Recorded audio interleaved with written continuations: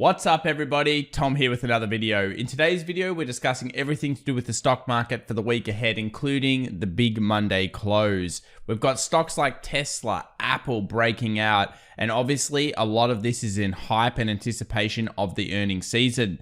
Will it bring some buy the rumor, sell the fact kind of events? Stay tuned to find out more.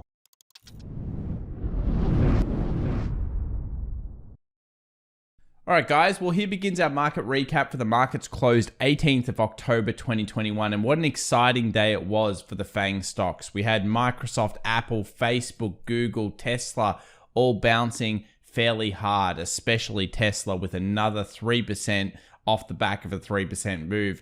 It's now getting into that technical resistance we're talking about, and we're only a few days out from the earnings season. So that's going to be something that a lot of people are watching. And congratulations to everybody that's been in Tesla recently. It's certainly proved a lot of the haters wrong, and the markets have obviously rewarded people that have been holding that. The 800 breakout was massive. We were trading and following that on the channel here.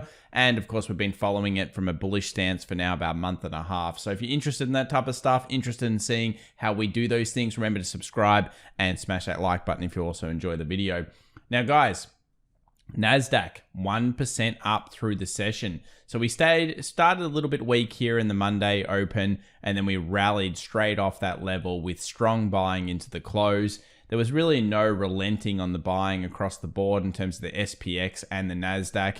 Slight improvements in most of the markets except for the IWM, and the Dow still continued to kind of falter there. And I think that's just because when you take a look at some of the indices, things like utilities, things like consumer staples, some of these bigger old companies, the healthcare areas, the defensive areas, more rotation out of those as Wall Street moves into the growth side.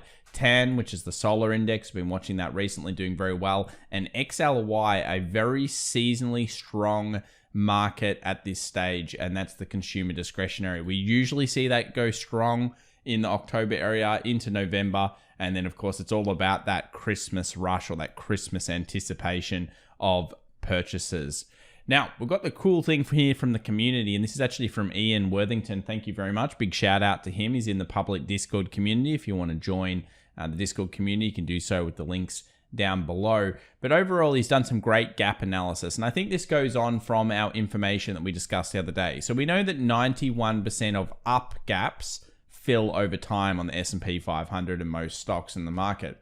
And that means that if something comes out of the gates very strongly, it does tend to fill eventually. The problem with that stat, though, is that obviously, yeah, 91% fill, but when do they fill? Do they fill during a corrective period, during a crash, or do they fill straight away? And Ian's trying to answer that question. I think this is great stats here for technical traders. Basically, he's found that 20% of all gaps tend to fill in the next session, so in the next day. And you'll notice that these gaps tend to drop off quite hard in terms of when they fill after the first couple of days. So we've got 20% into just over 10%, into maybe like a 6-7%. And then as we get an approach past the 7 days, 10-day period, it becomes much, much less. And by the end of 30 days, we've effectively filled around 75% of all gaps. And of course, 91% of gaps end up filling in the marginal positions afterwards. So this is an interesting stat and great work there, Ian. Thank you very much for sharing that with the community.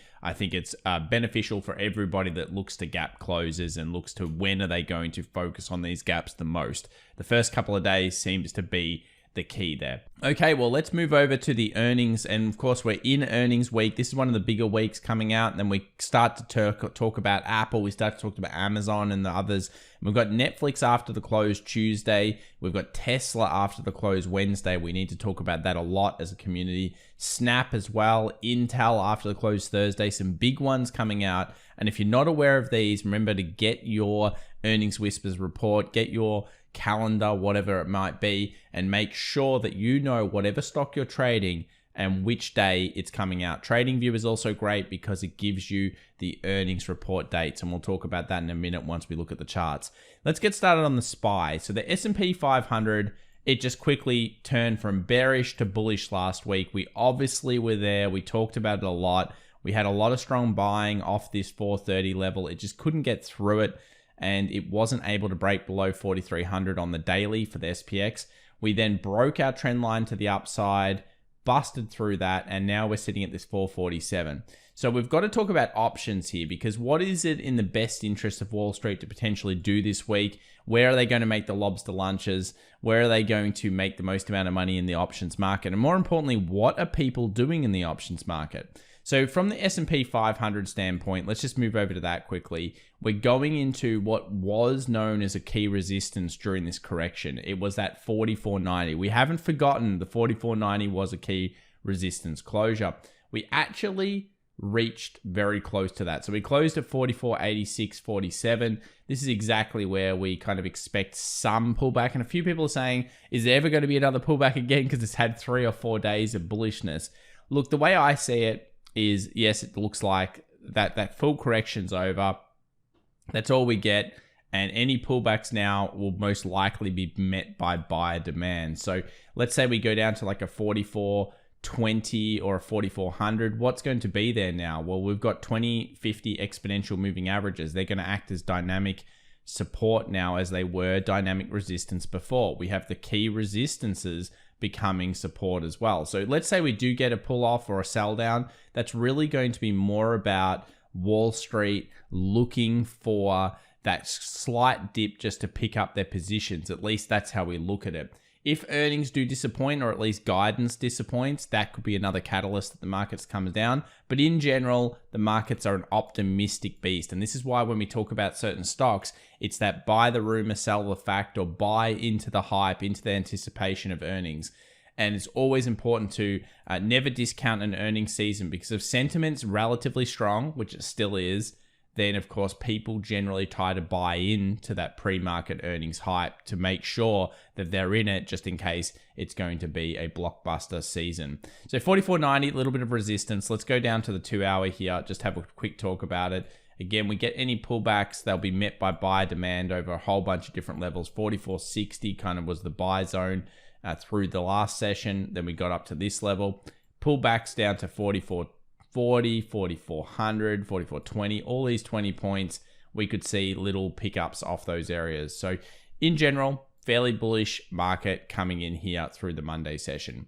But let's talk about options, and I want to just go through the 2 charts here. So we've got obviously where we are now, and we've got where we were in the previous Friday close. So the Friday close, we had some calls here, a little bit of puts coming for the 22nd of October expiry, and we had that call wall that's sitting at 450. And I think this is the important one. There's a call wall just above where current price is. And will we be able to crack that call wall? Let's take a look at what actually is going on in the options world. So surprisingly, and this is why it's always interesting to watch the price action versus what people are doing. Guess what happened through the Monday session? People opened puts. In fact, there was a lot of put opening going on. There was puts all over the place here. 440, 435. These strikes were suddenly getting a huge amount of buy puts opened on them, and people actually closing their calls. So we have an interesting phenomenon where the market is actually still fearful in terms of the traders in it are fearful, yet the price action has actually been quite strong in recent days. And we kind of put ourselves in, this is the happy area for Wall Street to close this week. If they closed it below that 450, I definitely don't think they'd be sad about that. But in general, it would not be in their best interest to actually crash the market this week from the amount of options or the amount of puts that are suddenly getting opened. And this changes, of course, our maximum pain wall. This is one of the first times that the pain wall has gone up in recent weeks. And we've got a 442 or a 443 here in terms of what's best for the SPY. So this is the difference between all of the options that are expiring negative and all of the options that are expiring positive. If you could close right in that 442.5, it would be the most amount of money. It's not always going to happen, but it does give you an idea that actually the amount of people going negative on the market right now is more than it was last week. And this is just the phenomenal thing that ends up happening in markets. People hedge, people get scared, and as the market goes up, there's that tendency for people to buy those puts. Anyway, without further ado, let's talk about Tesla. Congratulations, guys. I'll give you a clap. Well done, everybody that's been in Tesla. Fantastic. Look at this thing. It just smashed through that 800. It went up, up, up. We've been technically long on this for a little while here. I do want to congratulate people that have been following and holding this position because you know what? It's achieved something pretty damn special. Now, some people will say, well, Tom, I expect 3,000 out of this stock. And I would love to see people's predictions in the comments down below for where they think Tesla's going to be by the end of the year. Let us know since you've seen this price action. But it brings up an interesting point. Are we seeing a buy the rumor, sell the fact? And I'm not saying that Tesla's earnings aren't going to be good. They may be fantastic, but the stock has also moved into this. So let's think about it. We have a pretty decent resistance over here. We obviously have a level where we're turning into resistance ahead of the earnings. So let's say we hit that 880 and we've already kind of marginally hit a lot of people's take profits here. Then we kind of float around here ahead of earnings and the earnings disappoints. What do we expect? Well, the market will decline, you would think. And then it will probably go back up after, as Tesla tends to do. If we bust through this high, is there a chance that it goes all the way to 1,000 very quickly? Of course. But another thing with a lot of stocks is as they mature, they tend to break through, come back and retest the resistance, which becomes support, and then we move to that next level.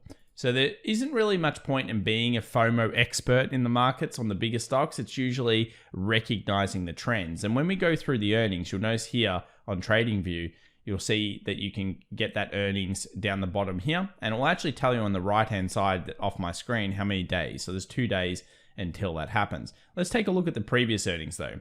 Lackluster. Then of course, after earnings, you end up getting that nice boost. This was earnings, it went down. It bought into it though, no doubt.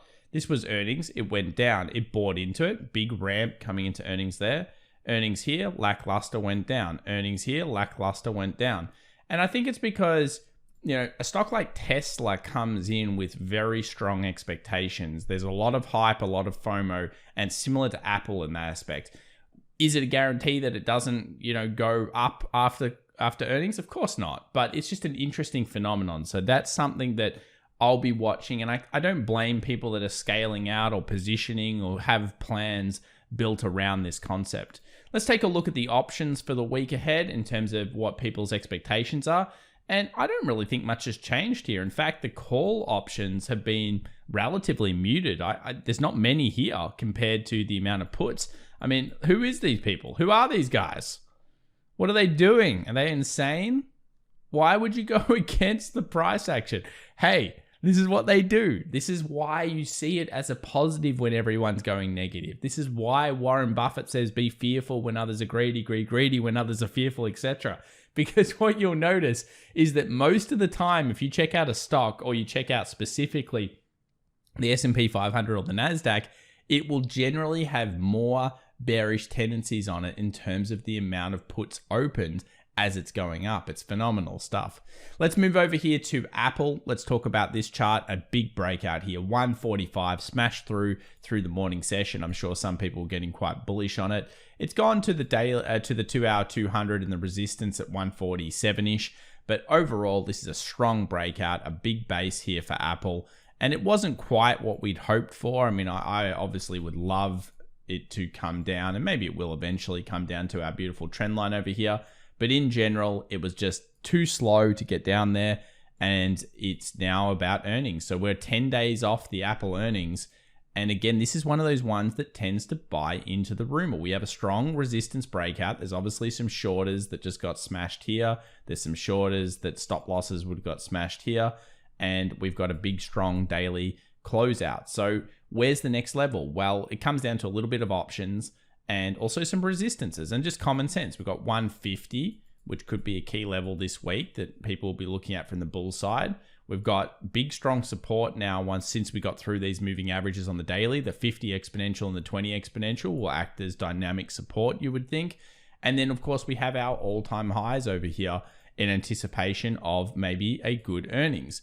Now, when we look at the options, you'll see an interesting phenomenon here. We do actually have overall bullish options, and that's normal on Apple. Apple is always notoriously bullish. It's notoriously traded by retailers and retail investors. They go to Apple as usually their gateway investment. It's usually like Tesla, Apple, Microsoft, those kind of stocks, Disney, those types of things.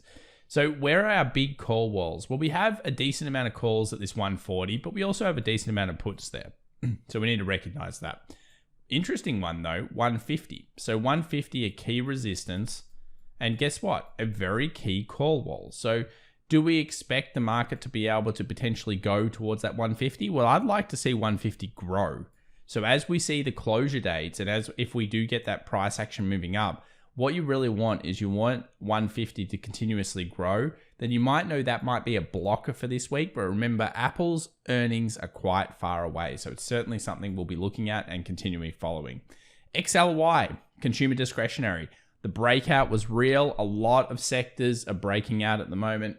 And this is why you think that even if the market does pull back here, overall, it looks bullish on a lot of the areas of the market. XLY, it's really got a seasonality with it at the moment. It's already run really hard, so I'm surprised how much it's run already. But this is the type of thing you look for. Go to your sectors, look for your breakouts, something we do cover a little bit on this channel, especially in our live streams, and definitely join us for the closes. They've been great. So if you're interested in that stuff, subscribe, get the alerts for the close live sessions, and come and follow us. US 10-year, I don't think this can be forgotten. I still have expectations that the 10-year will, based on this current price action, go towards that 1.75 and possibly even 1.95 over the next coming months.